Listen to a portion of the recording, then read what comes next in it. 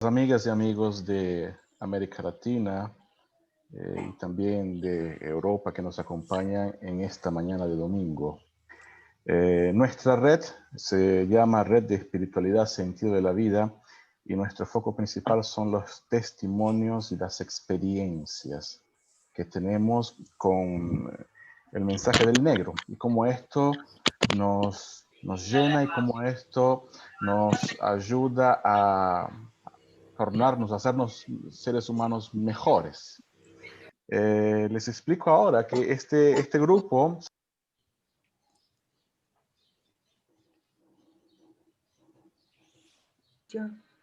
No se escucha. Se te apagó el micro. Ok, ahora sí. De nuevo, ok.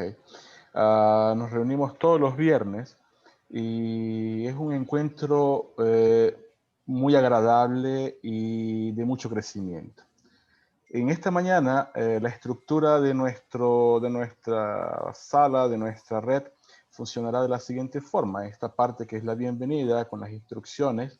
Luego tendremos un video, ¿cierto? Que Juan Guillermo lo va a pasar.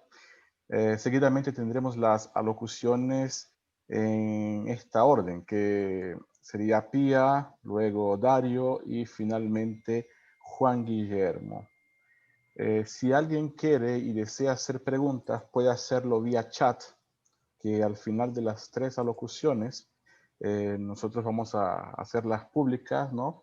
Y las personas a las cuales ustedes dirigen las preguntas, ellos tendrán un tiempo determinado para responder o para compartir con ustedes, con nosotros todos aquí, sus impresiones.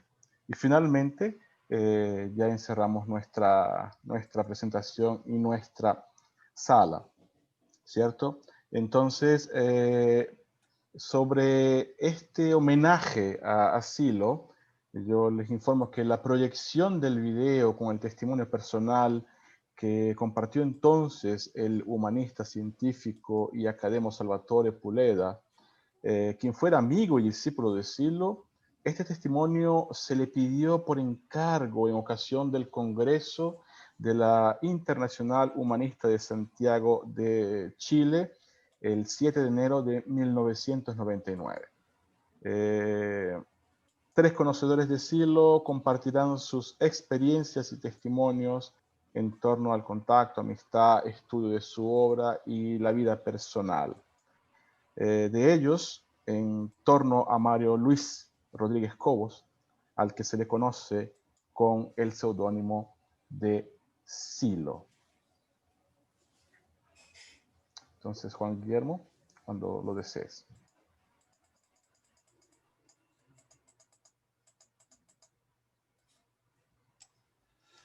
Bueno, vamos a hacer un estreno de un video que filmó en su momento Carlos Mesina, así que también lo sentimos. Nuestro Carlitos partió hace poco después de una enfermedad larga, así que lo hizo con tecnología muy antigua y hemos querido remozar un poco el video. Está más remasterizado el sonido, y esto que van a ver no es la forma final del video, lo vamos a ver en el editor. Así que espero que lo disfruten y nos va a dar un buen pie para comenzar nuestra participación como ponentes y luego las preguntas. Entonces, vamos allá.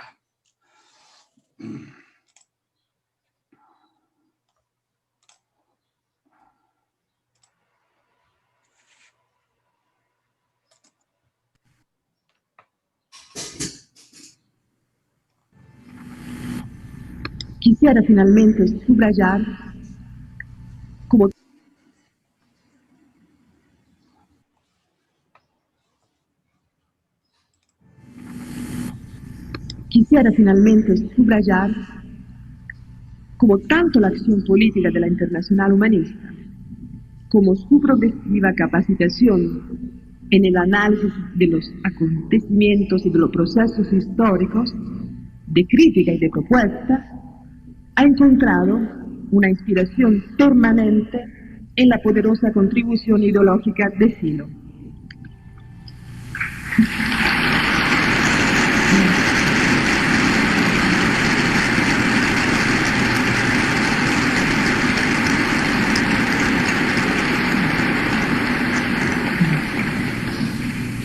Él ha alimentado en estos 10 años nuestra reflexión y ha contribuido al desarrollo y coherencia de nuestra acción. Para expresar nuestro profundo agradecimiento por su aporte ideológico doctrinario, hemos pedido a Salvatore Puledda, uno de los fundadores del movimiento humanista en Italia, científico y autor del libro Interpretaciones del Humanismo, hacerle un homenaje a Sylow, a nombre de la Internacional Humanista y de todos aquellos que han obtenido de su pensamiento aliento e inspiración. Dejo entonces a ustedes con Salvatore Puledda. Muchas gracias.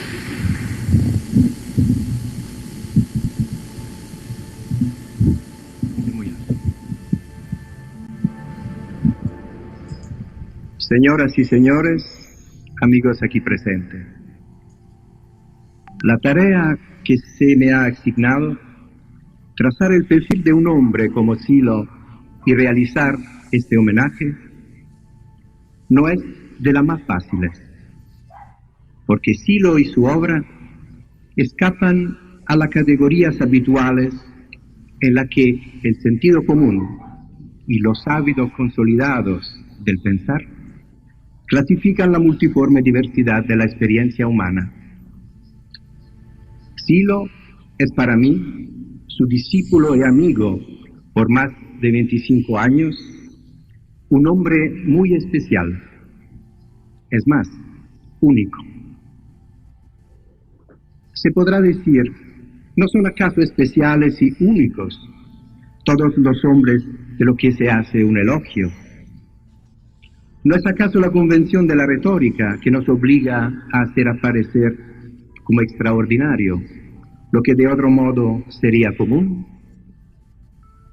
La afirmación de que Sylow es un hombre muy especial, un hombre único, afirmación que hago con total sinceridad de corazón, tendrá que ser demostrada. Y esto es lo que me propongo hacer en este breve discurso.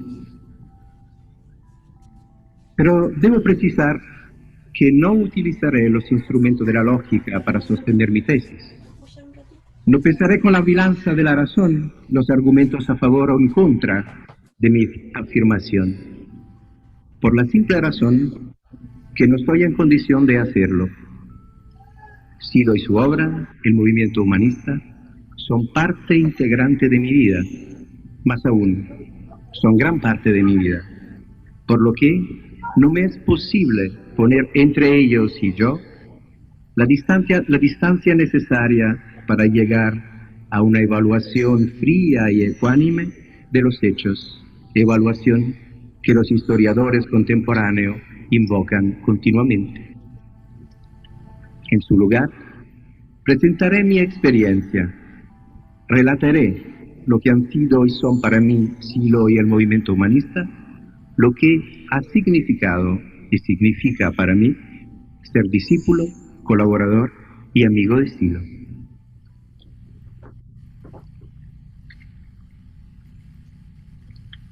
Mi primer contacto con el movimiento tuvo lugar en junio de 1973. Estaba sentado bajo la estatua de Giordano Bruno en Campo de Fiori en Roma.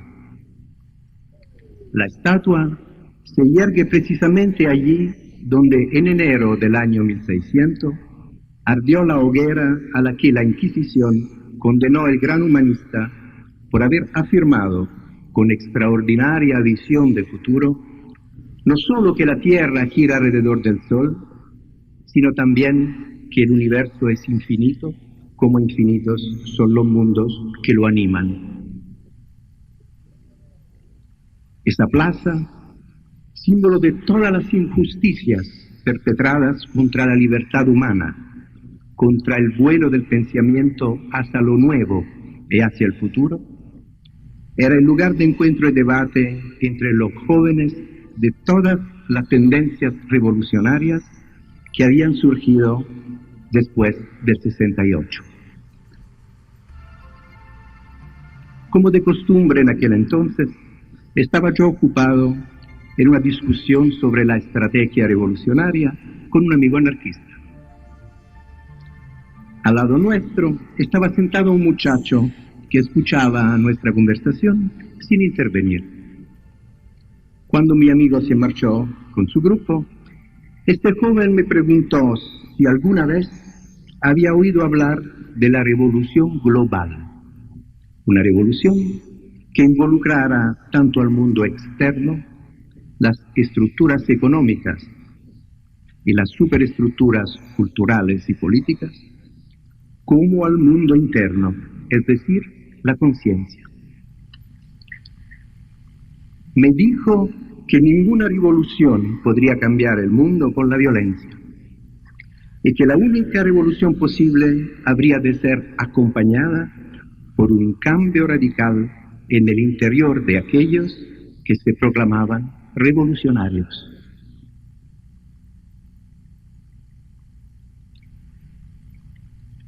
Me habló de no violencia activa, de curación del sufrimiento, de trabajo sobre uno mismo para llegar a una transformación interior, de la búsqueda del sentido de la vida. Me dijo que era chileno y que pertenecía al movimiento siloísta, el movimiento fundado por un pensador latinoamericano al que llamaban Silo. Me dijo también que estaba formando un grupo de trabajo de autoconocimiento y me invitó a participar. Picado por la curiosidad, acepté y entré en el grupo. Trabajamos durante varios meses con un sistema de técnica psicológica y de meditación. En poco tiempo, me di cuenta que ese trabajo, al alcance del hombre común y aparentemente simple, constituía en realidad una síntesis extremadamente refinada de experiencias pertenecientes a las más diversas tradiciones culturales de Occidente y de Oriente. Algunas técnicas derivaban de la psicología moderna, otras del budismo, otras del orfismo, del cristianismo o del islam. Era un sistema que denotaba un vasto conocimiento y un gran trabajo de simplificación, adaptación y síntesis. Pero lo que me pareció más inusual de todo el trabajo era su aspecto lúdico, la profundidad unida a la riqueza, al juego, a la diversión.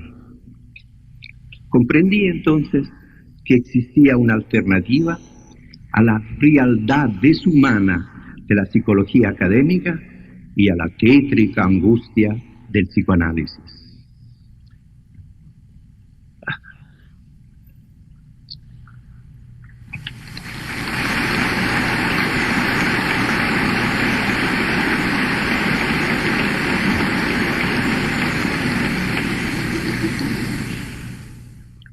Descubrí cosas nuevas de mí mismo, de mis condicionamientos culturales y sociales, las raíces de mi violencia y mi sufrimiento, mis miedos y esperanzas, pero sobre todo se abrió ante mí ese gran vacío que siempre había llevado dentro, este tremendo vacío que sí lo había llamado el sinsentido de la vida.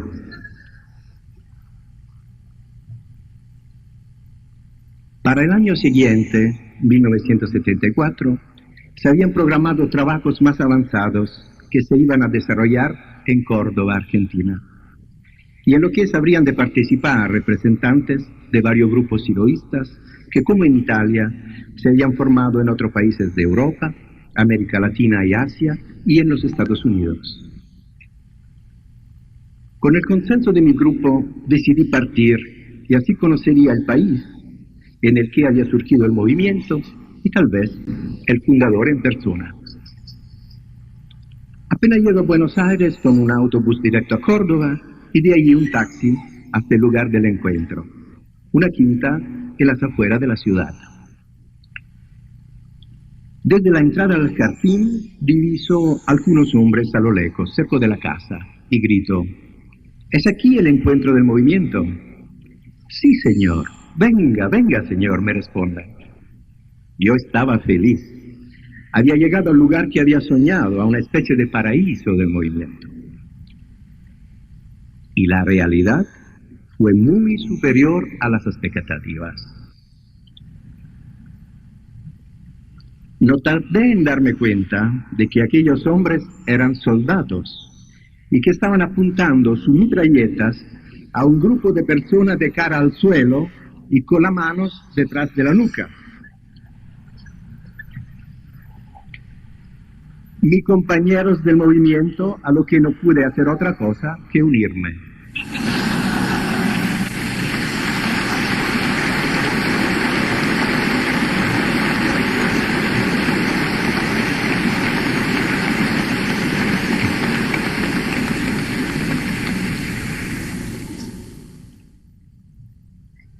Nos llevaron a una prisión de Córdoba, donde pasamos 3 días a dieta estricta y al frío, sin que se formularan cargos precisos. Éramos del movimiento y eso bastaba. No necesité mucho para entender que el país de origen del movimiento, así como gran parte de América Latina, había caído en manos de una banda de sádicos asesinos y que el movimiento era perseguido a pesar de desarrollar solamente actividades no violentas. Poco después, Silo fue encarcelado en Buenos Aires, después de haber intentado hacer un discurso público. Una vez en libertad, terminamos los trabajos programados y yo partí hacia Mendoza para conocer a Silo, quien, según lo que me habían dicho, quería conocer a los representantes italianos. Lo vi por primera vez en un bar donde nos había dado cita. Estaba de pies junto al mostrador hablando con algunas personas. Mientras tanto, yo me senté en una mesa a esperar que terminara y empecé a estudiarle.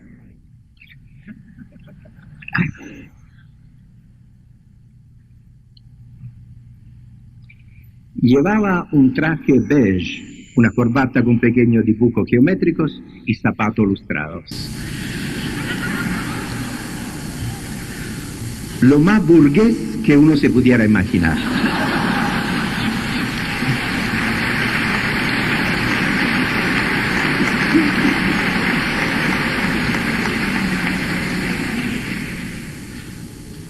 No era posible. Un revolucionario, un maestro con corbata. Estaba todo mal. Yo me esperaba una especie de híbrido entre el Che Guevara, un gurú hindú y un curandero mexicano.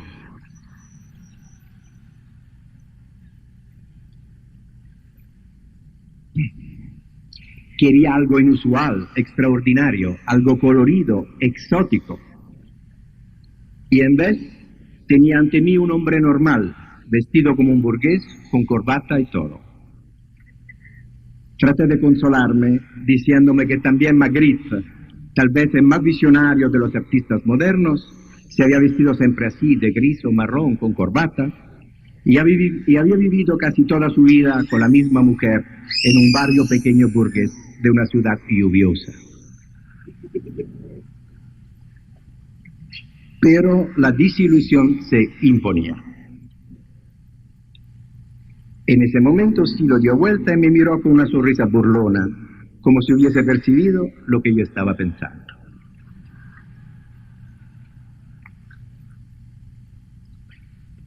Charlamos sin prisa, también en los días que siguieron. Yo le pedí información sobre las bases de su pensamiento y él me presentó algo absolutamente nuevo, al menos para lo que era el panorama cultural de Occidente. Es decir, el planteamiento de una teoría global de la conciencia humana. Se trataba, para entendernos, de una teoría abierta y no de un sistema cerrado en el sentido que el término tenía en el siglo XIX. Quien quiera que estuviese mínimamente informado sobre la situación contemporánea de la psicología, sus balbuceos incoherentes, su búsqueda infructuosa de un fundamento sobre el cual poder anclar la masa caótica de datos y procedimientos, bien tal persona sabía bien que proponer una teoría global de la conciencia humana era algo extremadamente arriesgado. Si tal teoría resultaba coherente, exhaustiva y eficaz, significaría un avance científico enorme, comparable quizás a la introducción del método experimental en las ciencias físicas.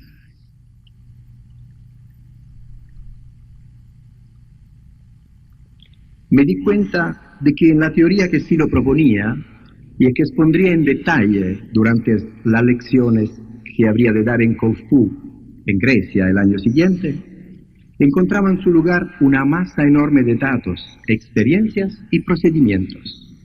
Encontraba en su lugar las evidencias obtenidas por la psicología experimental, el behaviorismo, la Gestalt, la psicología de lo profundo.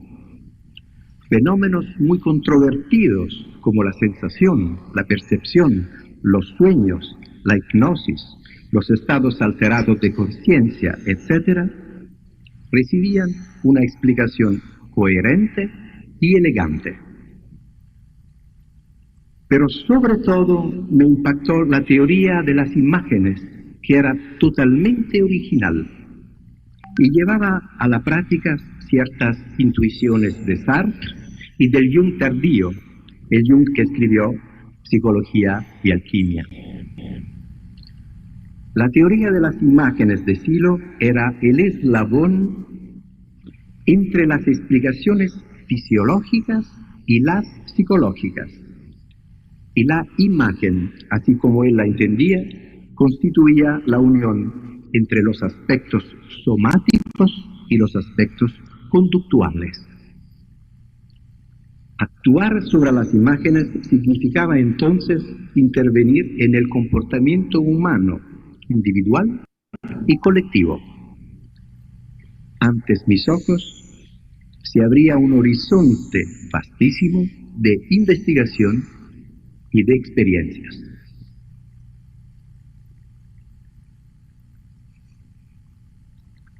Fue así que comencé a pensar que Sylow era un hombre especial. Y me dije que para él valía lo que Alcibíades había dicho de su maestro Sócrates en el encomio que Platón reproduce en uno de sus diálogos más bellos, el Simposio. Así como Sócrates escondía una gran belleza interior detrás del aspecto satírico de sátiro, Sylow, detrás de su aspecto burgués y poco llamativo, guardaba una audacia intelectual y un empuje revolucionarios que jamás había encontrado en ningún líder político ni gurú a la moda que había conocido. Debo además agregar que con el tiempo se me hizo claro que el aspecto exterior y el estilo de vida de Sylow eran una elección estratégica. Se trataba, por un lado, de un acto de mimetismo que lo protegía, haciéndolo poco visible en una sociedad un poco provinciana y conservadora, y por el otro lado, era una forma de acercarse al hombre común, al hombre medio, que era el destinatario de su mensaje.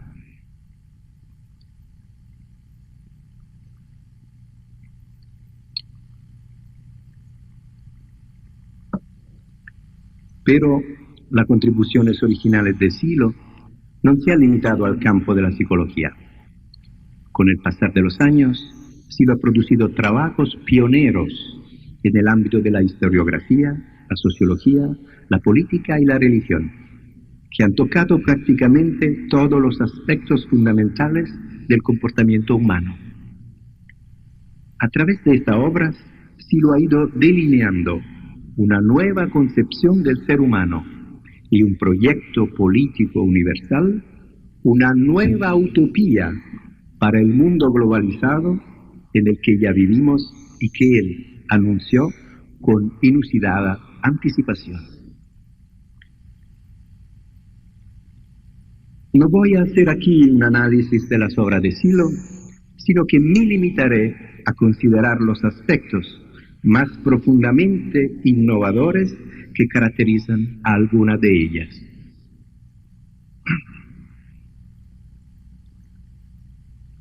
En el ensayo que lleva por título Discusiones historiológicas, dedicado al análisis de los problemas aún no resueltos en el campo de la filosofía de la historia, Silo retoma el hilo de la discusión que Heidegger había comenzado sobre la imposibilidad de trazar algún discurso histórico sin antes haber aclarado que debe entenderse por temporalidad.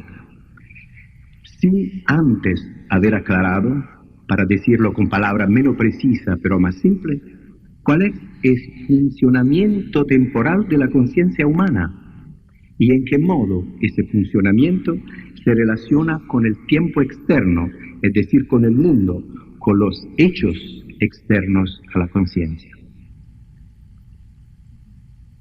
Siguiendo el pensamiento de Heidegger y del maestro de este, Husserl, Silo encuentra la raíz de la dinámica histórica en la temporalidad intrínseca de la conciencia humana, en la tensión constante de la conciencia a futurizar, a proyectar. Pero retomando una intuición de Ortega y Gasset, Silo ve en las distintas generaciones a las que se corresponden diferentes tiempos mentales y diferentes paisajes culturales la encarnación de tal dinámica. La historia se hace en la dialéctica entre generaciones. También en la historia prevalece el futuro. Los proyectos humanos chocan con la realidad existente. Y así, hacer historia es ante todo hacer historia del futuro, es decir, historia de los proyectos humanos que intentan transformar el presente. Y a este enfoque, que supera el famoso debate de los años 60 entre Sartre y los estructuralistas sobre el significado y la inteligibilidad de la historia humana, otorgaría a Silo un lugar de todo respeto en el panorama actual, de por sí no muy brillante, de la filosofía de la historia.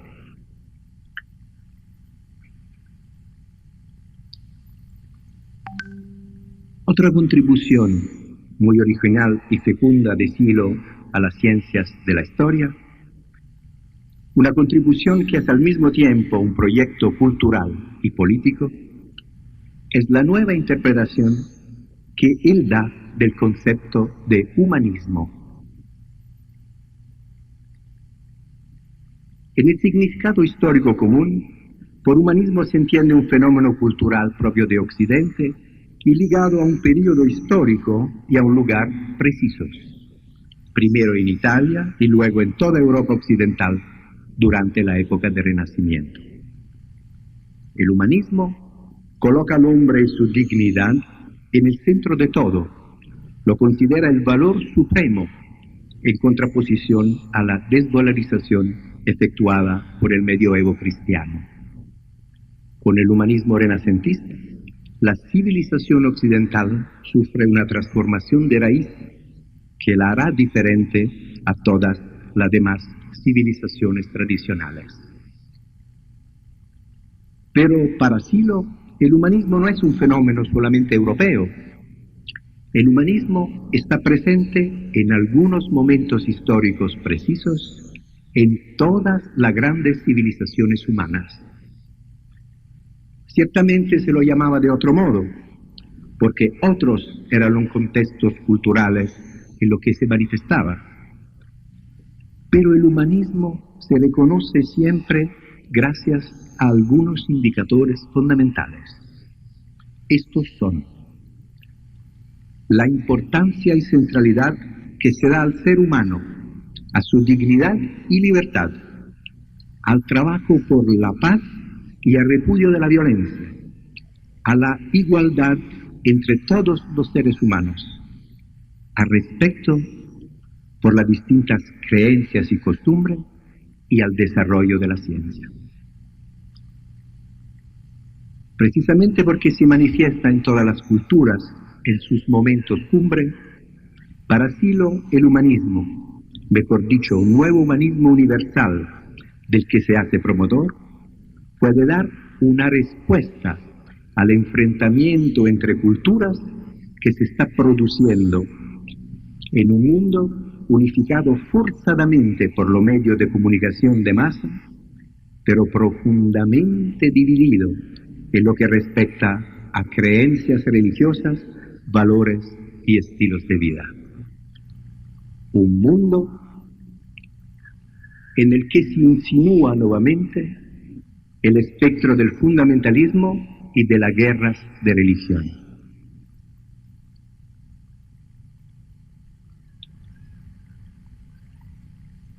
En este mundo que ha perdido el sentido del futuro, el sentido del proyecto, que mira con angustia a la llegada del nuevo milenio, Silo propone la gran utopía para el 2000, la creación de la nación humana universal, que incluya a todos y cada uno de los pueblos del planeta a nivel de paridad, pero sin destruir su especificidad cultural. Y propone además la humanización de la tierra, es decir, la desaparición progresiva del dolor físico y del sufrimiento mental, gracias a los avances de la ciencia, a una sociedad más justa e igualitaria, que elimine toda forma de violencia y discriminación, y a la reconquista del sentido de la vida. Con este proyecto, dirigido a la humanidad toda, Silo se coloca entre los grandes utopistas modernos, como Giordano Bruno, Tomás Moro, Campanella, Owen, Fourier y el mismo Marx.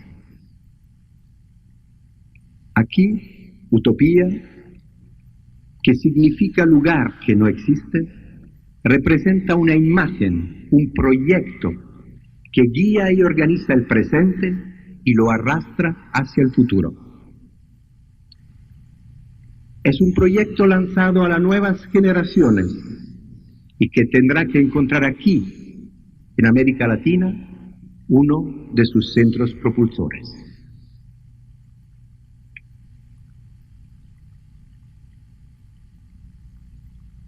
Decía que con sus obras, Silo ha ido construyendo una nueva imagen del ser humano en contraposición a la imagen hoy dominante. Y esta es la misma labor que desarrollaron los primeros humanistas del Renacimiento italiano, como Pico della Mirandola. Para luchar contra el cristianismo medieval, que colocaba al hombre en la dimensión del pecado y del sufrimiento, que lo concebía como un ser que no puede hacer otra cosa que aspirar al perdón de un Dios lecano, los primeros humanistas propusieron la imagen de un ser consciente de la propia dignidad y libertad, que tiene fe en su capacidad de transformar el mundo y de construir su propio destino.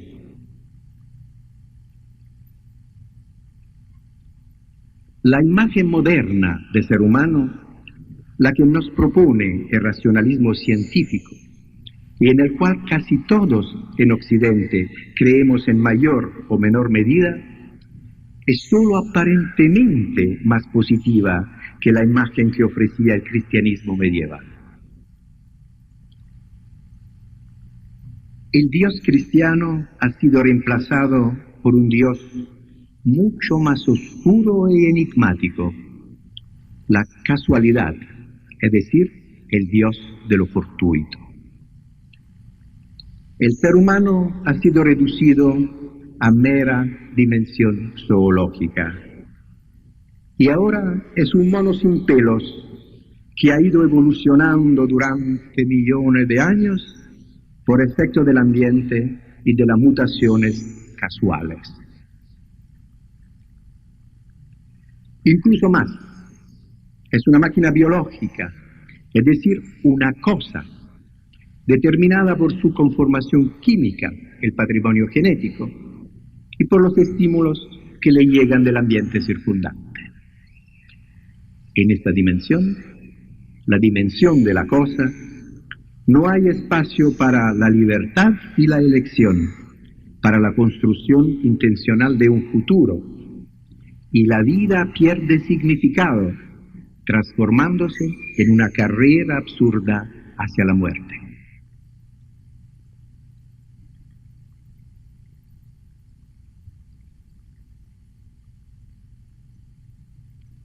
Para Sylow, el ser humano es un ser histórico y social, y la dimensión que le es más propia no es la biológica, sino la de la libertad.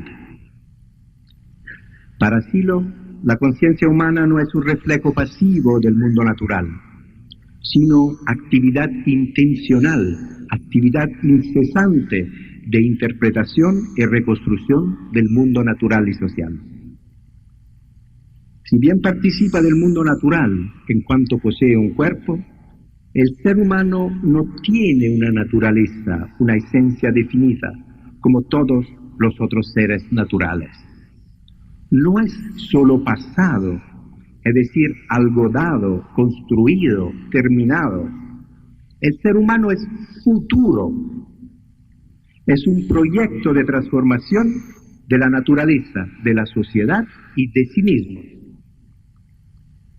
Contra todo determinismo, contra todo dogma que congele y bloquee el desarrollo de la humanidad, Sylow retoma esa línea filosófica que a través de la idea central de libertad humana, en Occidente va desde Pico de la Mirandola hasta Sartre.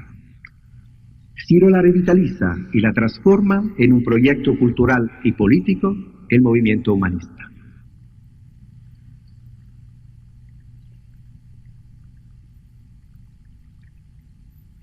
Llegado a este punto, se podría creer que la dimensión religiosa fuera extraña al pensamiento de Sylow.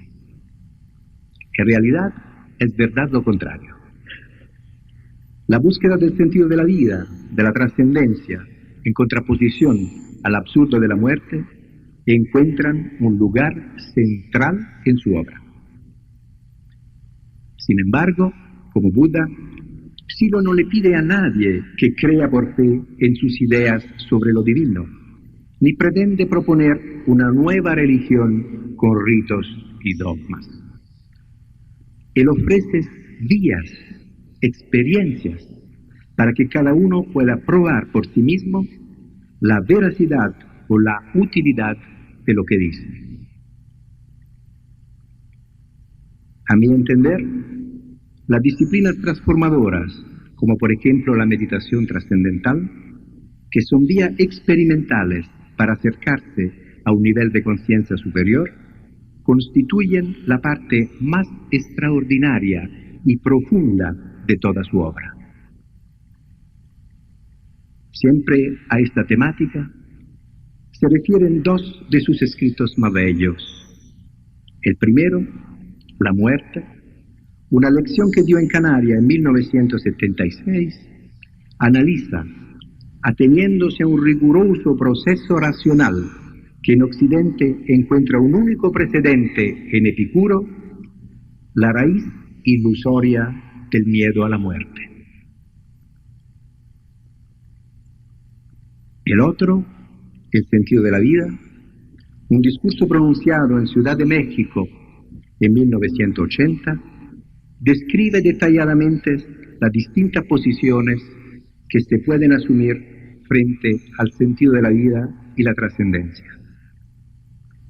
En ese discurso, a pesar de declarar su fe inconmovible en que la muerte no detiene la existencia, sino que es solo un paso hacia la trascendencia inmortal, Silo proclama para todos la libertad de creer o no creer en Dios y en la inmortalidad.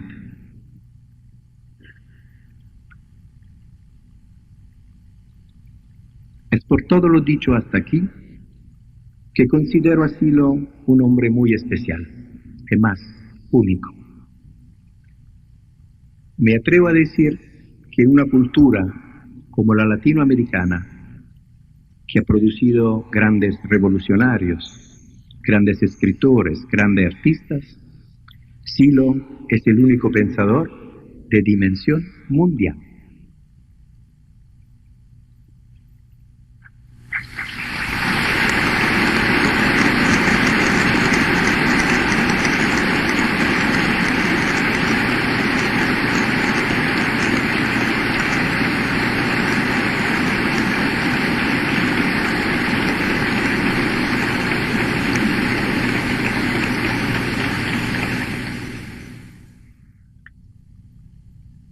Pero estoy seguro de que a estas alturas alguno estará diciendo para sus adentros: sí, pero ¿quién es Silo en la esfera privada?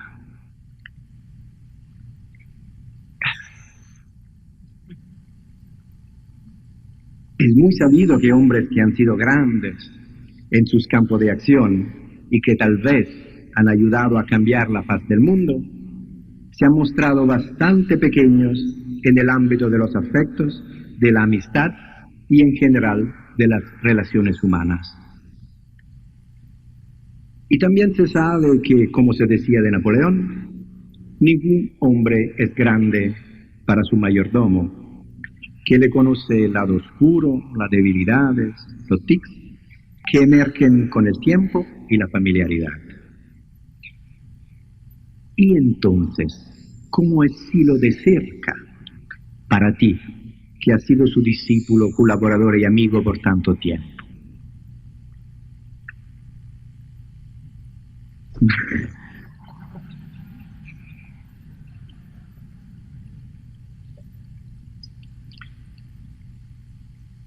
Debo decir que uno de los aspectos que más aprecio del carácter de Silo es su sentido del humor.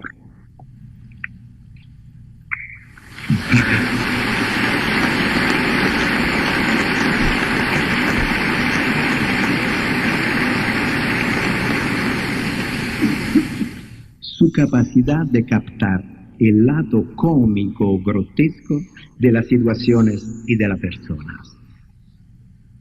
Una cualidad que descoloca a cuantos se acercan a él, creyendo que un gran pensador debe ser una persona con el ceño fruncido, distante y aburrida. Silo es capaz de juguetear y de reírse como un niño, de maravillarse continuamente de la gran comedia humana. Pero la suya no es una risa distante, de superioridad, respecto a las infinitas estupideces de la que está tejida la vida de todos los hombres, grandes y pequeños.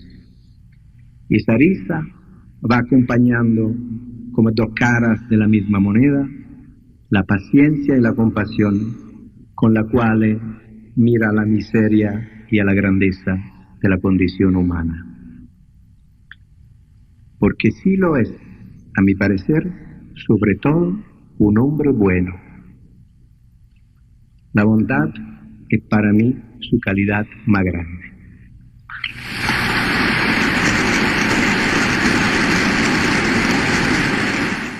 Es decir, solamente esto. Últimamente, y a pesar de nuestra larga familiaridad, me ha ido surgiendo cada vez con mayor fuerza la pregunta: ¿quién es verdaderamente Silo?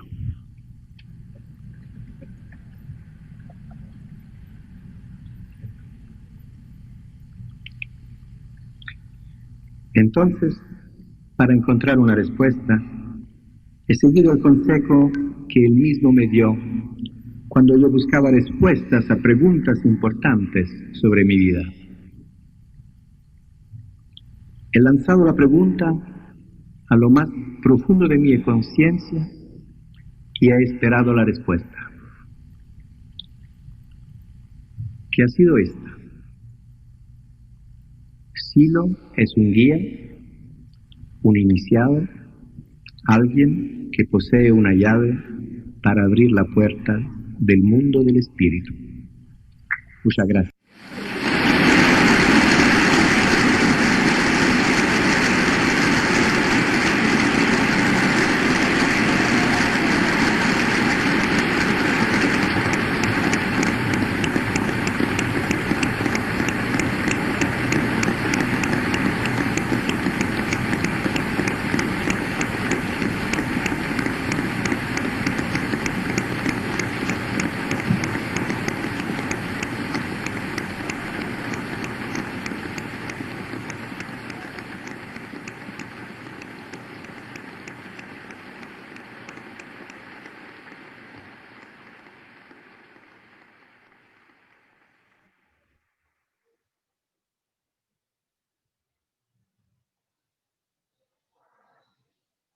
Muchas gracias, Juan Guillermo, por tan maravilloso video.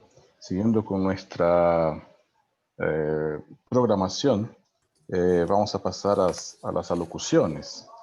Pero antes, durante el video, varias personas entraram.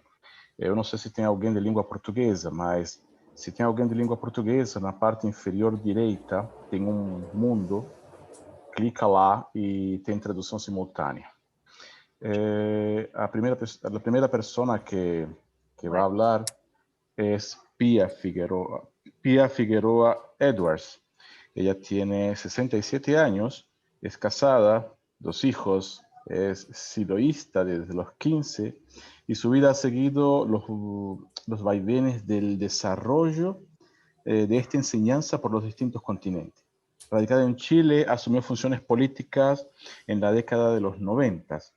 Actualmente da impulso a varios proyectos, entre los que destaca la Agencia Internacional de Noticias Presenza. Sus publicaciones comprenden el libro El Guía Interno, Testimonios, en 1982, y Silo, el Maestro de Nuestro Tiempo, publicado en español, inglés, italiano, francés, portugués y ruso, por diferentes editoras desde 2013 a 2018. La experiencia trascendental, una accesis con apoyo de la Cámara de Supresión Sensorial, varios autores, Virtual Ediciones 2020, español e inglés, y las monografías Investigación, Sueños 2007-2008, referencias a los estados de conciencia, Inspirada en Platón 2010 y estudios sobre Fidias, el ejemplo del escultor 2010, del Parque de Estudio y Reflexión Punta de Vacas. Posteriormente voy a dejar el email de Pia, caso alguien posteriormente quiera hacerle una pregunta de forma más particular. Pia, tienes 16 minutos, entonces la palabra está contigo. Muchas gracias. Yo creo que no es necesario dejar el email porque todas las personas que están acá son mis más queridos amigos, a quienes saludo y quiero y me da mucho gusto de ver acá. Ya nos saludamos antes, pero veo que han llegado varios más con quienes comparto esta mañana tan bonita con este video que hemos visto, preparado para la ocasión. Y junto con saludarles, quiero comenzar por celebrar las palabras de Salvatore Puleda, porque describen tan bien. En enero de 1999, describen tan bien a Silo. Recuerdo perfectamente esa situación y creo que varios de acá, que estamos ahora en este Zoom, estuvimos presentes y tuvimos oportunidad de divertirnos y emocionarnos muchísimo en ese salón de honor del ex Congreso Nacional chileno. Fue una ocasión inolvidable, realmente. Era la primera vez, además, que públicamente se le reconocía a Silo la función de guía, su calidad de iniciado, o se lo veía como alguien que posee una llave para abrir la puerta del mundo del espíritu.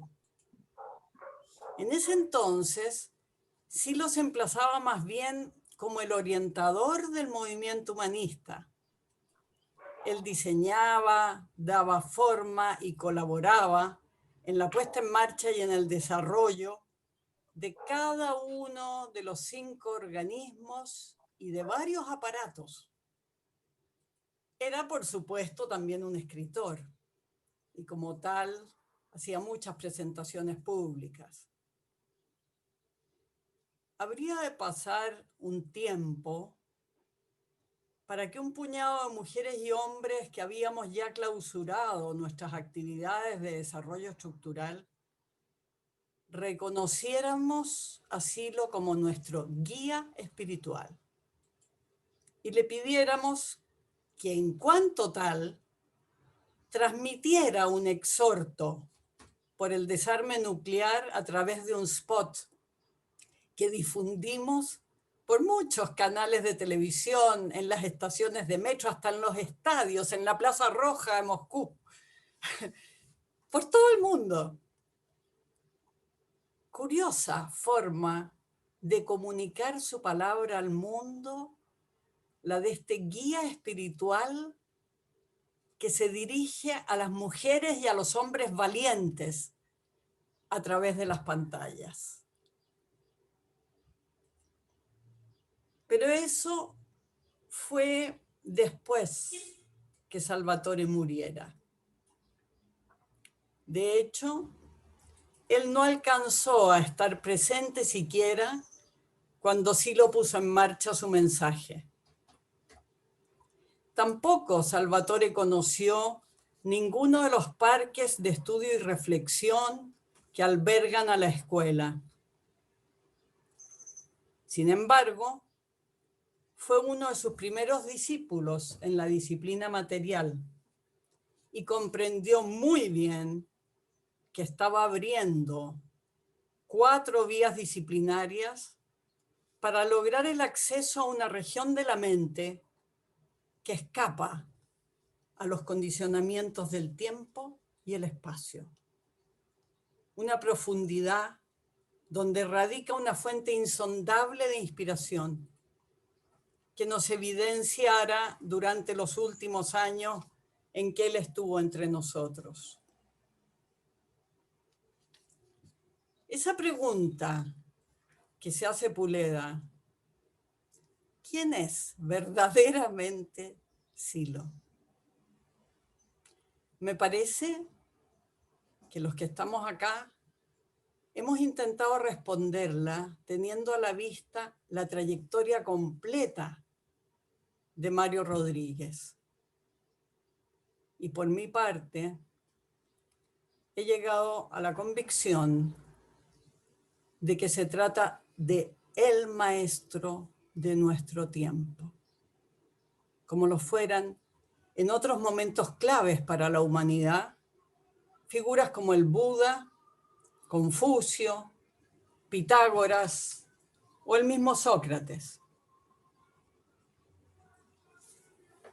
Pero estando ya a 21 años de la situación que hemos visto en este video, habiendo experimentado una pandemia global de la que todavía no nos libramos, con la consecuente crisis terminal de un sistema que evidentemente se desfonda día a día, el peligro ambiental y el cambio climático que se va haciendo irreversible, la violencia que se ejerce diariamente contra las mujeres, los negros, los indígenas o cualquiera que simplemente se manifieste porque ya no aguanta más, frente a este paisaje desestructurado y distópico, resuenan en mí las palabras que Silo pronunciara al inaugurar el Parque La Reja,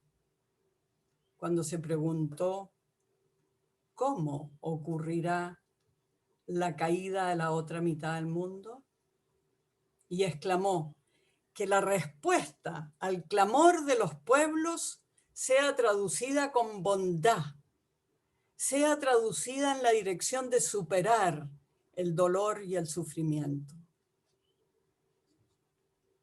Nos dijo entonces que como seres humanos no somos ajenos al destino del mundo. Y a mí me sucede que al internalizar su figura, al apelar a su presencia, me siento impulsada hacia los demás, a trabajar con los demás, sobrepasando el individualismo y el encierro, porque comprendo que de este momento nadie sale por su cuenta. Constituimos un tejido de conciencia que se extiende sobre nuestro planeta interconectadamente. Y no solamente buscamos terminar con la violencia, con la discriminación. No tratamos únicamente de reconciliar, sino que vamos más allá. Y ya se multiplica un fuerte clamor por la irrupción de una señal potente. Así como Silo la describiera desde los años 60 tan anticipadamente, estamos ante una crisis terminal de civilización ante la cual requerimos apelar a todas las herramientas con que contamos, especialmente a una buena dosis de inspiración para lograr sintonizar con ese espíritu que anima el futuro, a pesar de la oscuridad por la que transitamos actualmente. Va a ser muy difícil, le dije al maestro en una oportunidad en que nos señaló que por problemas de edad, de salud, de eficacia, no seguiría participando de la escuela. Va a ser muy difícil, dije yo. ¿Y tú crees que te hemos formado 40 años para los tiempos fáciles?, me respondió desafiantemente. Inspiración, reflexión, sentido del humor, una visión a largo plazo y trabajo de equipos aplicados en diferentes campos, flexibles y diversificados en la acción, pero sintonizados en esa frecuencia fina y sublime que tan claramente experimentábamos al estar cerca del maestro y que con tamaña agudeza describiera nuestro querido Salvatore. Todo eso nos hace falta en estos tiempos que corren para intentar estar a la altura de lo que la época nos demanda. Buscar transformar el presente con sentido histórico, mientras en lo más íntimo cada quien avanza hacia la luminosa posibilidad de trascendencia. Me parece que son las claves que ha dejado en nuestras manos ese ser extraordinario que tuvimos, perdonen, me emociono, que tuvimos la fortuna de encontrar en nuestras vidas. Eso nada más. Muchas gracias.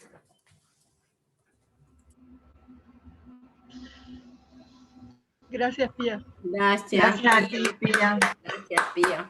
Gracias, Pía. Gracias, Pía. ¡Roca, Pía! ¡Roca! Gracias. Grande, Pía. Muchas gracias. Maravilloso. Gracias, querida amiga. Gracias, Pía. Pía. Gracias, muchas Hermosas gracias. palabras.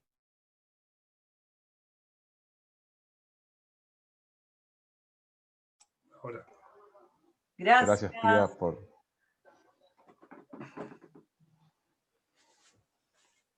Gracias, Pía, por tus palabras.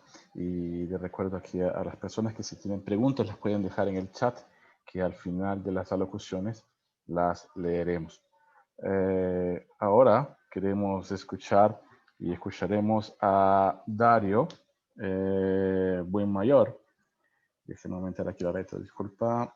Dario Ergas Buenmayor, que nació en Chile en el 52, participa de la comunidad del mensaje de Silo, ha publicado diferentes textos sobre el sentido de la vida, la fe interna y el valor de la acción, disponibles en distintos idiomas en la web del Parque de Estudios y Reflexión Punta de Vacas y en su página personal darioergas.org. Dario, bienvenido y tienes la palabra.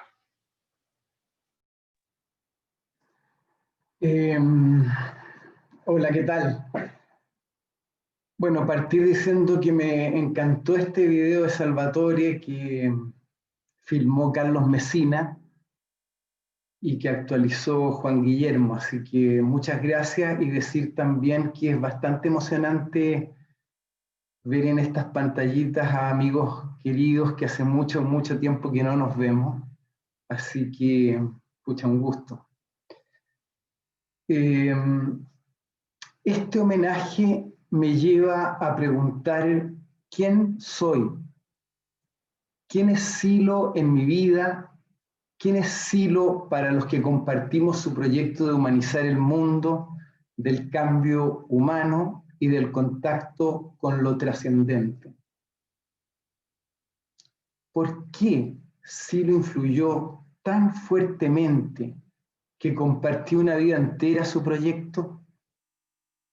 Aún después de su muerte, experimento la importancia de plasmar mis comprensiones y aprendizajes, desarrollando una espiritualidad, fortaleciendo los parques de estudio y reflexión, viviendo el humanismo universalista y también centrando mi vida en los procedimientos para acceder a los espacios sagrados. La vida tiene algo muy circunstancial. La situación pone condiciones y en algún momento te enfrenta a posibilidades en que tienes que decidir, tomar un rumbo u otro. Lo que creía una buena parte de mi generación es que algo no andaba bien en esta sociedad. Había que cambiar el mundo y había que llevarlo a cabo por medio de una revolución y mundial. Y había muchas formas de acción y de lucha.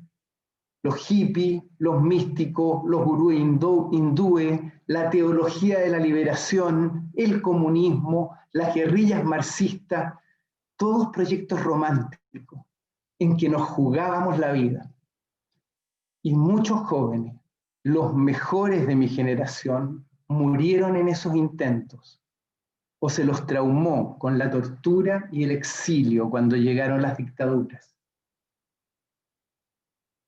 Mis amigos entran a Silo, cosa que yo resistí, porque era considerada una especie de anticristo que azuzaba la lucha generacional, culpando a los viejos de la manipulación, la violencia y los abusos de poder.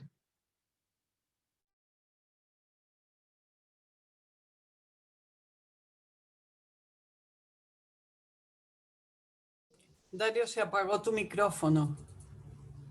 Llegaste hasta poder, abusos de poder.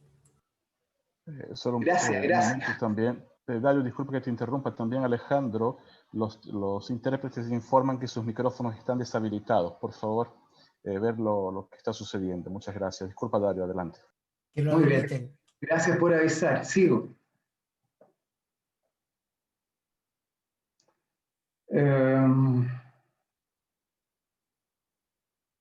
Muy bien, entonces decía yo que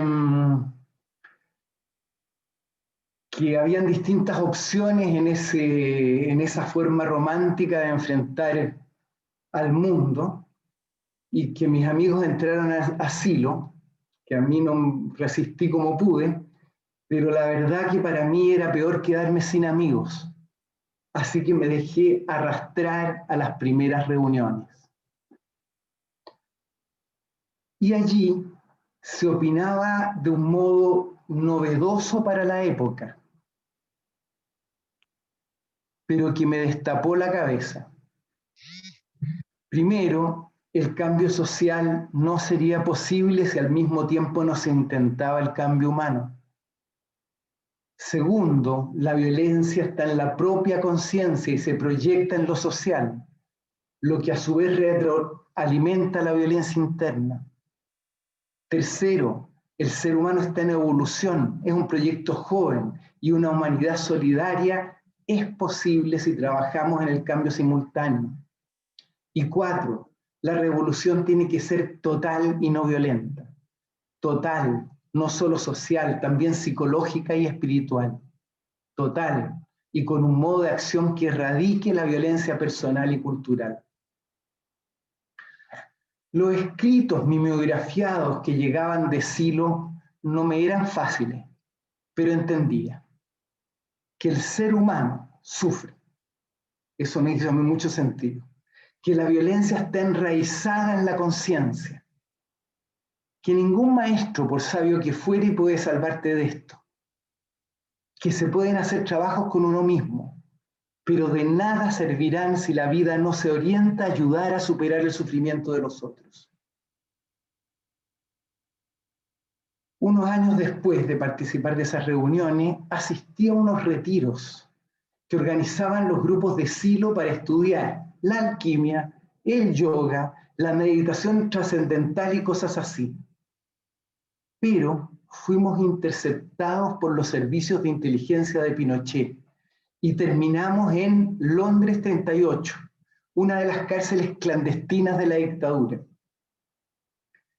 Creí comprender con esta experiencia que el mundo no estaba para una vida tradicional y tenía que fortalecer el compromiso y el intento de una revolución no violenta.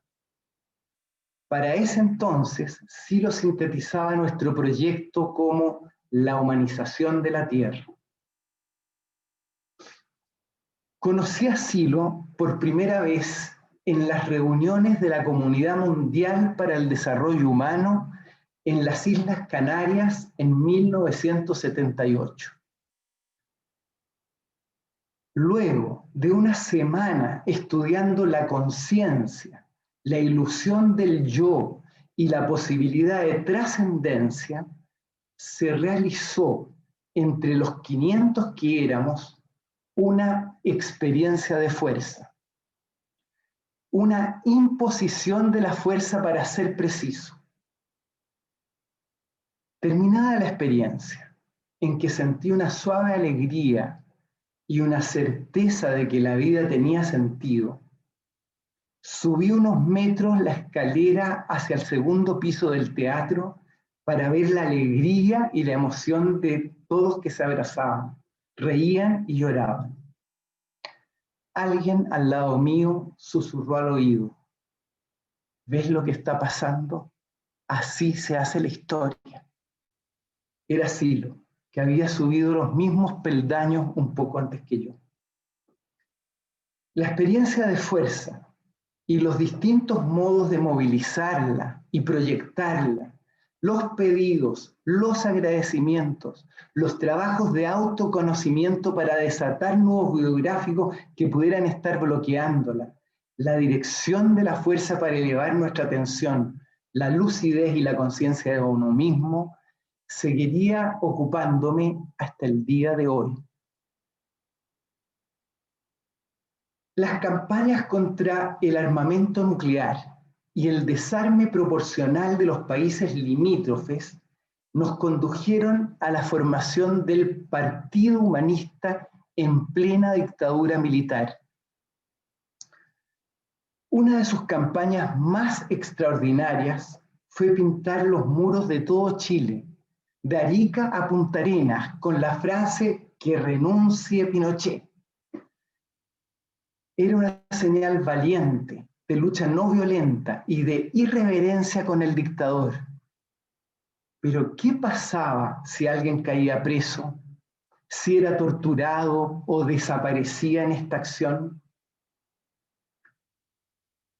Silo nos advirtió, cada nuestro vale mucho, más de lo que se pueden imaginar. No podemos correr riesgos. Las neuronas de los nuestros son valiosas. No podemos exponerlas. Planeamos el operativo con rigor, conociendo los riesgos, pero aún así no podíamos saber si no habría algún accidente.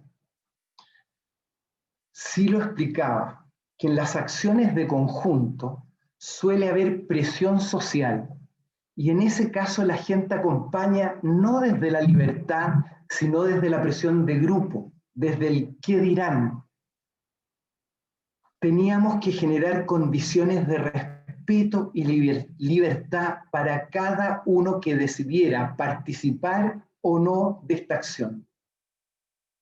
La acción no violenta es valiente, organizada y sobre todo libertaria, y con total respeto y aceptación para el que no la siga. Y cada uno tenía que saber el riesgo que estábamos corriendo. No eran decisiones solitarias, sino que tenía que conversarla muy bien con los suyos.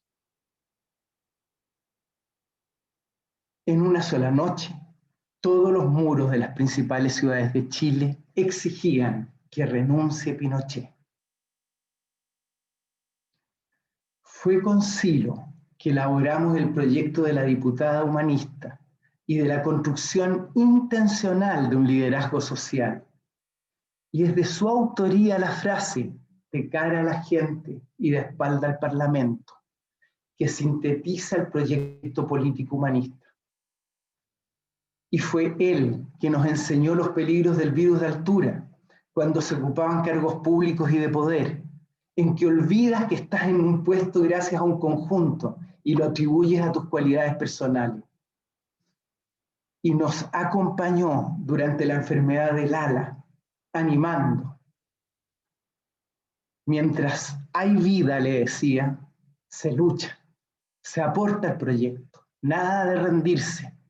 Los nuestros tienen que sentir que luchamos hasta el último minuto. Y ya terminaba el siglo XX, cuando nos reunimos en Punta de Vacas, en la cordillera de los Andes. 30 años después que se iniciara el proyecto de humanización del mundo. Y ante 5.000 personas que llegaron de todos los continentes, reconoce que hemos fracasado. Hemos fracasado en nuestro intento de humanizar la Tierra. Nuestros ideales no se podrán plasmar en esta época. Nos habíamos embarcado en un proyecto de toda la vida. Construimos un movimiento mundial de lucha no violenta y de cambio personal y habíamos fracasado. El fracaso para Silo siempre fue un tema central de su enseñanza. El fracaso es un momento de liberación de las ilusiones y la posibilidad para que una nueva inspiración irrumpa y señale el camino a seguir. Llevar el fracaso en el corazón es parte de una actitud de vida que nos pone en la búsqueda y en el intento, y no en el ansia del resultado que nos esclaviza. Y en algún momento de su reflexión sugiere que no hemos puesto la misma energía en nuestra transformación personal que la que pusimos en la construcción del movimiento, y que el cambio mental, la conversión hacia un sentido de vida trascendente, que está propuesto en la mirada interna y el mensaje, es de una envergadura que requiere en este momento una prioridad central. Y nos volvimos a reunir, ya iniciado el nuevo siglo, de nuevo a los pies del Monte Aconcagua. Hemos fracasado, rebotaban esas palabras en las paredes de las montañas, pero insistimos, porque volamos en un pájaro llamado intento que vuela por encima de las frustraciones y pequeñeces. A partir de allí, iniciamos las profundas transformaciones en las que estamos comprometidos todavía hoy. El movimiento termina su organización jerárquica para convertirse en comunidades paritarias y coordinadas, desarrollando el nuevo humanismo universalista. Por todos los continentes nacen los parques de estudio y reflexión para transmitir la experiencia de fuerza. Las comunidades del mensaje abren un camino hacia la interioridad, despertando un sentimiento religioso, sustentado en la libre interpretación y la libre organización. Y unos pocos especialistas desarrollan para sí y para otros los procedimientos para acceder a la experiencia trascendental. Hemos fracasado, pero el intento de humanizar el mundo sigue acicateando nuestros corazones. Y esta construcción que realizamos junto a Silo está aquí, está ahora, se plasmó en el paisaje humano para abrir el futuro hacia donde la humanidad ya avanza. Eso, amigos, muchas gracias. Gracias, Dario. Gracias, Dario. Gracias, Dario. Gracias, Dario. Gracias. Muchas gracias, amigo. Muchas gracias, Dario. Muchas gracias, Dario. Muy bueno. Gracias, Dario. Gracias, Dario. Un abrazo. Muchas gracias, Dario. Muy buen recorrido de toda la historia, todo el proceso. Muchas gracias. Dario, un gran abrazo. Gracias. Gracias. Dario, querido. Un abrazo inmenso. Muchas gracias, Dario, por tu alocución. Y vamos a escuchar ahora a la última interlocución, que será dicha por Juan Guillermo Ossa. Él es chileno, de 67 años, tomó contacto con el siloísmo a los 22 años e inmediatamente emigró a España. Participó de trabajos y actividades diversas del movimiento humanista en ese país durante 27 años. Conoció personalmente a Silo en el 78, dada su participación en los desarrollos de psicología descriptiva y práctica que él diera en las Islas Canarias y posteriormente en Madrid. En los comienzos de Internet y de los sitios web, creó y sostuvo durante más de 12 años el portal Mundo del Nuevo Humanismo, bajo la dirección mdnh.org.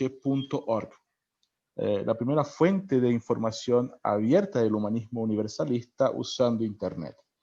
Regresa a Santiago después de 3 años en Colombia. Es maestro en la disciplina mental de la Escuela de Silo, adscrito al Parque de Estudios y Reflexiones El Remanso en la región del Maule, en donde está publicada la síntesis de su trabajo con dicha disciplina. Es socio director de la Oficina de Teatro Pedagógico, profesor de informática y diseñador.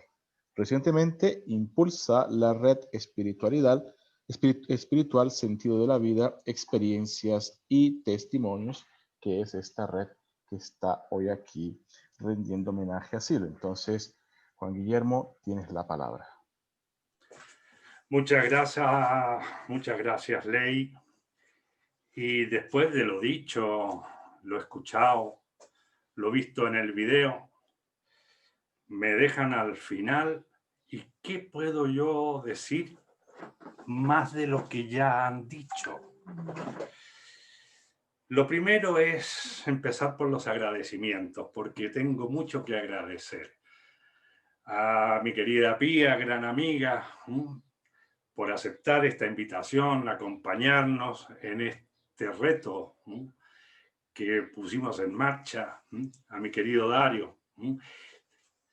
Oye, nacimos además con 1 año de diferencia y conocimos a Silo el mismo año. No tenía ese dato yo, no lo sabía. Así que un agradecimiento muy grande a los dos Y también quiero agradecer al Quinto Foro Humanista Latinoamericano, el disparador de este reactor nuclear de ideas, de alegría, de espíritu, de tanta gente que ha puesto el hombro para levantarlo de esta manera tan extraña, en donde te siento pero no te puedo tocar,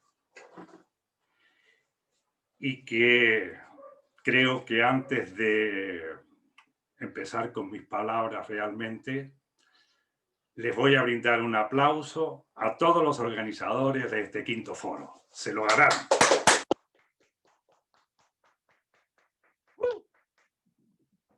Bueno, empecemos.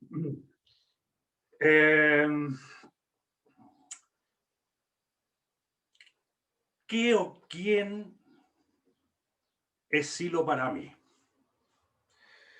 Lo primero que tengo que decir es que voy a hablar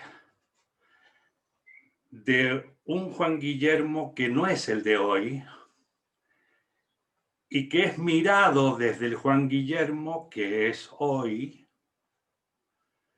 y que conoció a Silo hace muchos años, pero que comprende hoy que aquello que pasó antes, que no sabía entonces, tiene que ver con Silo. Y me remonto incluso antes de yo haber conocido nada del movimiento humanista, de Silo, de ver sus pintadas por las paredes de todo Santiago diciendo Silo es bueno. Antes incluso de mis primeros balbuceos con mis pelos largos, bueno, todavía me tengo un poco largo, menos, pero largo, tocando flauta en las plazas, estudiando música y viendo, digamos, a amigos extraños de repente trabajando sus posturas, caminando por una plaza y yo acercándome a ellos para hacerles alguna pregunta a la cual me respondían siempre con otra pregunta. Y cada vez que los veía me acercaba yo a preguntar y me devolvían una pregunta. Ahora yo veo que, comprendiendo lo que voy a tratar de transmitir, mi relación con uno de todos los Silos que he venido conociendo, de los que ha hablado la Pía, de los que ha hablado Salvatore, lindo Salvatore, de los que hablan los libros, de los que habla mi corazón, de los que habla el sentido común. El Juan Guillermo de ahora sabe con certeza absoluta que el siloísmo, Mario, el negro, la araña, de qué maneras más disímiles se le ha podido llamar, me salvó la vida.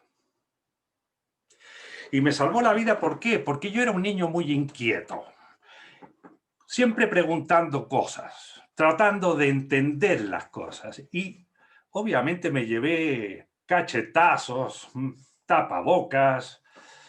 Obviamente era, este niñito siempre está en la luna. Yo no entendía nada del mundo. Si alguien me decía, la mentira es lo peor que puede haber, y luego sonaba el teléfono y un familiar mío decía, dile que no estoy. Yo chico ahí decía, dicen que no está. ¡Pah! Un golpe. Entonces, medio rebelde empecé a salir también. Pero hay que domesticar a los rebeldes. Así que era difícil hacerle frente a las contradicciones que veía por todos lados. Me llevaban a misa. Algo en mí surgió con todo esto de la educación religiosa, porque fui educado en colegio de cura cuando pequeño. tan fuerte me movía algo ahí adentro, aunque no entendiera mucho, que recuerdo que el regalo de mi primera comunión que más atesoré, imagínense, vamos a hacer confesiones, era un cuadrito de baquelita, de estos que con la noche se iluminan, que era un relieve de la Última Cena. Para mí ese tenía mucho significado. Así que había, comprendiendo hoy al Juan Guillermo de ayer, un sentimiento, algo importante que no veía entonces y que mi alrededor tampoco valoraba. No voy a extenderme más con respecto a esa época, vamos a ir avanzando. Y digo que me salvó la vida el negro, querido Silo, Mario, porque cuando ya estaba no entendiendo para nada el mundo, cuando ya se me habían caído los curas, los sacerdotes, cuando había vivido en estos colegios de cura cosas muy extrañas y vi que no había coherencia entre lo que decían, lo que era importante, los valores y luego lo que yo veía que pasaba. En ese mundo confuso que me formó, bien enredado por todos lados, cuando en un día pienso, yo no pertenezco acá a este mundo, no me interesa mucho, estoy medio loco, me llevaron al psicólogo, en fin, todas esas cosas, este niñito tan raro, oye. Y resulta que, bueno, un día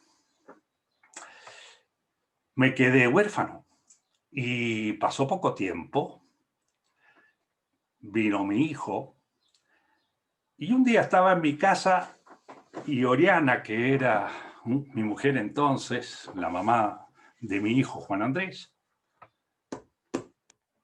ya estábamos casados, en plena época de Pinochet, me dice que es siloísta. ¿Yo qué dije? ¿Siloísta tú? ¿De dónde? ¿Cómo no me lo has dicho? Y bueno, ya estaba casado y además de todo yo tenía algunos valores de cierta libertad y que si yo quería hacer lo que yo quisiera, tenía que dejar que el otro hiciera también lo que quisiera. Entonces, pasó que toda una perorata que ya habló Dario de resistencia frente a Silo, por lo que se decía por ahí, la difamación que había, la deformación de las cosas, me encontré con la situación de decir, no, ¿cómo va a ser esto posible? Pero bueno, es mi señora y tiene todo el derecho de hacerlo. Entonces me dice, no, es que yo me reconecté y vamos a tener reuniones aquí en casa. ¿Cómo? ¿Aquí en la casa? Sí, aquí en la casa. Pues muy bien. Plena época de Pinochet, no había permiso para hacer reuniones. Así que, ¿qué hice? Me sentaba en la escalerita, pero primero, hay que decirlo, quien vino a casa a reproducir Canarias 76, lo que llamé yo el libro de Petete, así de gordo, con unos cassettes, una máquina reproductora, los apuntes, un grupo de amigos, todo el living lleno, y ahí, clic, se escuchaba, se leía, se paraba, se comentaba entre los pares ahí sentados. Quien llevaba la reunión, me acuerdo haberlo sentado en un sillón y haberle preguntado todo lo que no había podido preguntar antes a esos grupos que me encontraba por la calle. Cada respuesta fue una gota, ¡pum! ¡Pum! No se los puedo describir con otro gesto, era ¡pum!, iban entrando dentro mío cada gota y me invadía una cosa tan grande que en el tiempo me dio vuelta la película. Es decir, ya no era yo el enfermo. Todos los que estábamos ahí lo sentí inmediatamente mis hermanos, mi familia. Y sentían como yo, había un sentido común tajante, hablábamos las cosas, hasta que se me dio vuelta la cosa y entonces era el mundo el que está enfermo. Así que todavía no conocía yo a Silo personalmente, pero sí estaba conociendo las acciones y las ondas que emitieron y emitían a través de él. Entonces, ¿qué o quién es Silo para mí? Hoy.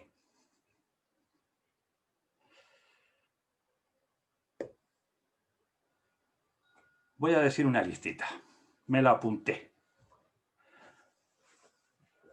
Un silo de sabiduría. Viene bien. Un silo lleno de sabiduría. Lo que le preguntaras. Un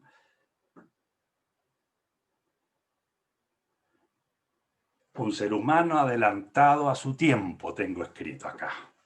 De eso no, los que nos están escuchando, muchas no tendrán dudas al respecto. El ser más libre que haya conocido. El negro no tenía pelos en la lengua. Sabía decir las cosas sin ofender. Ya se ha hablado de su sentido de humor, pero también cierta ironía, cierta picardía, para no ofender, con delicadeza. Y siempre formar, instruir. Yo no sé cuánto habrá leído. Yo creo que muchísimo, pero además de todo, la habilidad que tenía para retener lo que leía era espectacular. Entonces te contaba anécdotas, te enseñaba cosas. Así que el ser más libre que haya conocido es él. Sin duda el mejor ejemplo de humildad, de bondad. Eso lo van a escuchar en boca de mucha gente porque es así. Y ahora un niño curioso, juguetón, lúdico. Le gustaba todo. Fíjense cómo describe, y lo voy a leer textualmente, porque hay amigos que están recién conociéndolo. Esto a mí me dijo muchas cosas. Muchas cosas. Este es un librito que se llama Humanizar la Tierra. Y dice aquí cosas como, por ejemplo, ¿qué imagen tienes de los sabios? ¿Verdad que los concibes como seres solemnes, de ademanes pausados, como quienes han sufrido enormemente? Y en función de ese mérito, te invitan desde las alturas con suaves frases en las que se repite la palabra amor.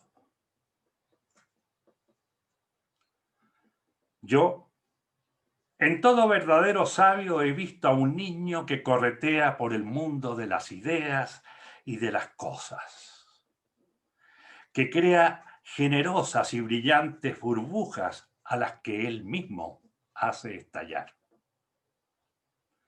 En los chispeantes ojos de todo verdadero sabio he visto danzar hacia el futuro los pies ligeros de la alegría. Y muy pocas veces he escuchado de su boca la palabra amor, porque un sabio verdadero nunca jura en vano. Un niño que corretea generando burbujas maravillosas. Sigo con la lista. Uno de los más brillantes comunicadores que haya conocido. Y por supuesto, quien me explicó, me enseñó y me mostró antes, ahora y supongo que también el futuro, el mejor de los caminos. La persona en la que más confío y a quien más estudio. Lo he tomado a él y lo he convertido en mi mejor amigo. El más íntimo. Un guía. Un ejemplo de amor, coherencia de vida, generosidad, sagacidad, valentía, inteligencia, orden. ¿Qué tipo más ordenado con sus ideas? Gran pedagogo.